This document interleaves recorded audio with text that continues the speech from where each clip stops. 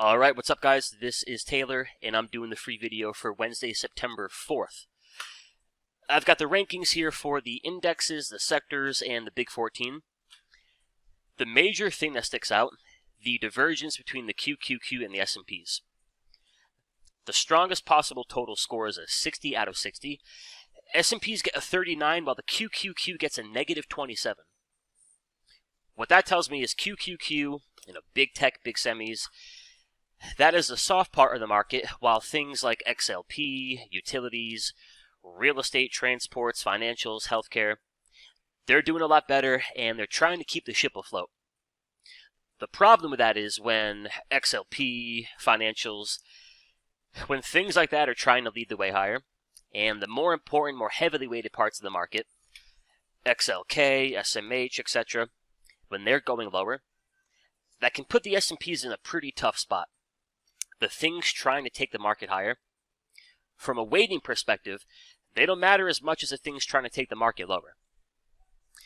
In plain English, for a good bounce here on the S&Ps, sooner rather than later, got to get big tech and big semis back on board.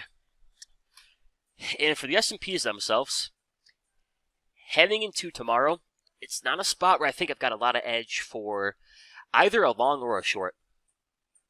I'll give you two levels, 5,500 and 5,550.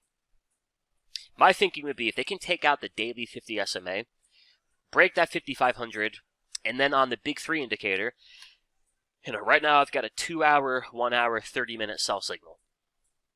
If they break 55 and I've got lower time frame sell signals, then I think it becomes a much easier short. If they can get it back above the 5,550, they hold the 50 SMA, they get back above the 21 EMA, then they cancel the sell signals and get some fresh buy signals. Then I think very quickly it's a much easier long.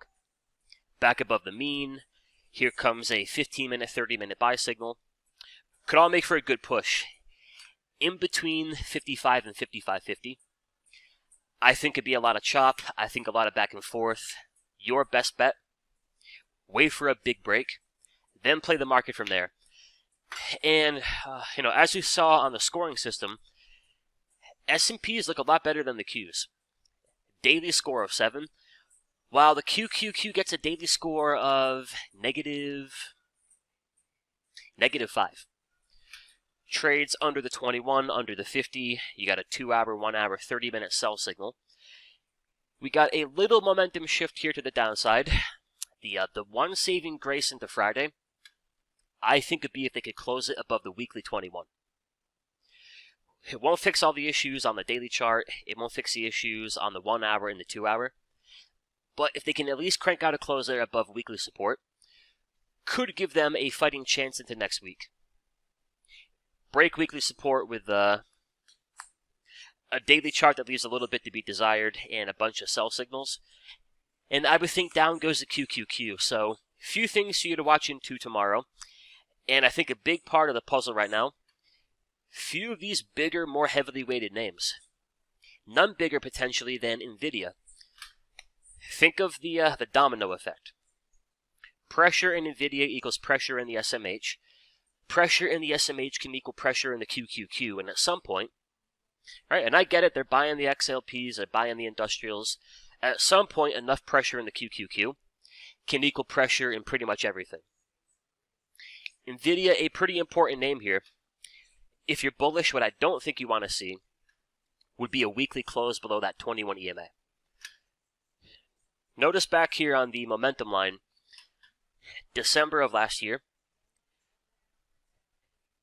histogram crosses back above 0, and that kicks off a beautiful trend. A big push off the 21, pull back to it, continuation higher.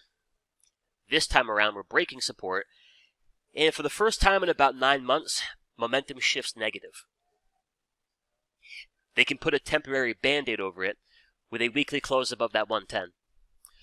So for tomorrow, a few things to watch. NVIDIA, I think you treat that like an internal. I think you can watch Apple very much the same way. 5,500 SPX, 5,550 SPX. And then one name that did show up for the bulls today is Tesla. Now, if the Qs are down 2-3% tomorrow, Then Tesla might have a rough Thursday, but pretty good showing here today, up about 4%. The level I would watch for tomorrow and maybe into next week, the daily 50 SMA, right around that 222.50-ish. The first strong close above the daily 50. There might be room for a push higher here out of that 4-hour squeeze. For those of you that follow these spot gamma levels, we did close above the 215 call wall today. So tomorrow morning, maybe the call wall goes to 225, 230-ish.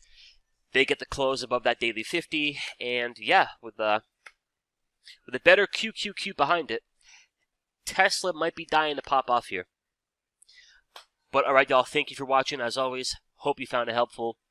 Most important thing to watch, in my opinion, 5550, 5500 SPX.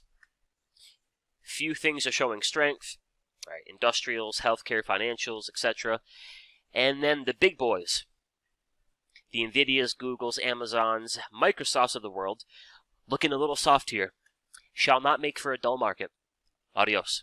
What's up, traders? This is Taylor from Simpler Trading. I wanted to thank you for watching our video, and if you liked the video, go on ahead and comment down below, hit that like button, and make sure you're subscribed and hit that bell icon to get a notification anytime we upload our next video. And of course, if you want to watch us trade live in real time with our own money, check us out at simplertrading.com. Until then, trade safe, and I'll catch you in the next video.